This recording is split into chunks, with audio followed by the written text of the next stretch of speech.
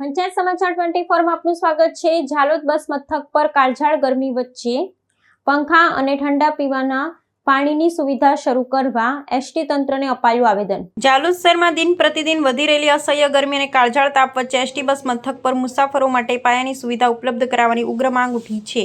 વાહનોની રાહ જોઈને કલાકો સુધી બેસી રહેતા પ્રવાસીઓને પીવાના શુદ્ધ ઠંડા પાણી અને પંખા જેવી આવશ્યક સગવડો ન મળવાને કારણે ભારે હાલાકી ભોગવવી પડી રહી છે।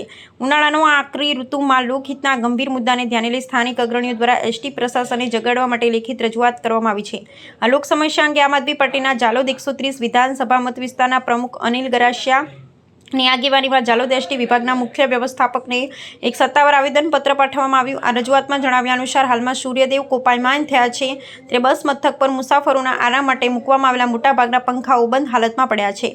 આ અગવડતાને કારણે દૂર સુદૂરના વિસ્તારોમાંથી આવતા પ્રવાસીઓ, અબાલ, વૃદ્ધો, મહિલાઓ અને નાના બાળકોને કલાકો સુધી અસહ્ય બફારા અને લૂનો સામનો કરવો પડી રહ્યો છે, જે અત્યંત ચિંતાજનક બાબત છે। આવેદનપત્રમાં પ્રશાસન સમક્ષ એવી સખત માંગ કરવામાં આવી છે કે બસ મથકના પ્રતીક્ષા ખંડમાં બંધ પડેલા તમામ પંખાઓ તાત્કાલિક ધોરણે કાર્યરત કરવામાં આવે તેમજ મુસાફરોની તરસ છીપાવવા માટે ઠંડા અને શુદ્ધ પીવાના પાણીની પરબ યુદ્ધના ધોરણે શરૂ કરવામાં આવે।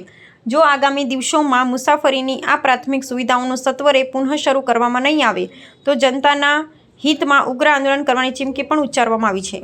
આજરોજ ઝાલોદ આમ આદમી પાર્ટી દ્વારા ઝાલોદ એસટી બસ સ્ટેશન ને અંદર ઘણા સમયથી પંખા બંધ હાલતમાં છે અને ત્યાં ઠંડા પાણીની સુવિધાઓ પણ ઉપલબ્ધ નથી, ત્યારે આમ આદમી પાર્ટી દ્વારા ડેપો મેનેજર સાહેબને આજે આવેદનપત્ર આપીને રજૂઆત કરીએ છીએ કે તાત્કાલિક ધોરણે આજે પ્રાથમિક સુવિધાઓનો જે સુવિધા પૂરી પાડવામાં આવે। અત્યારે ગરમીની ઋતુ હોવાથી ઉનાળાની અંદર મુસાફરોને થોડા ઘણા સમયે બસ સ્ટેશન પર બસ સ્ટોપ અને આવે અને રોકાણ માટે ઊભું રહેવાની જરૂર પડે છે, ત્યારે આ પ્રાથમિક સુવિધાઓના અભાવના કારણે તકલીફ પડી રહી છે। તાત્કાલિક આ સુવિધા પૂરી પાડવામાં આવે એના માટેની રજૂઆત કરી રહ્યા છીએ।